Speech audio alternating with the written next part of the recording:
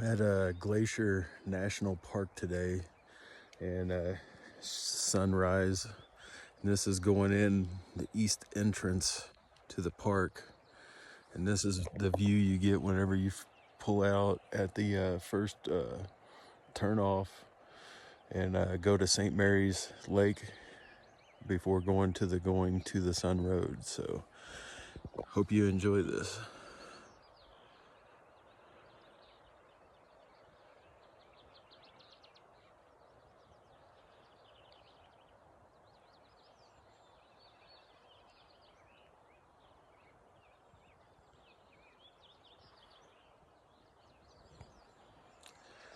This park brought tears to my eyes just because, I mean, look at that.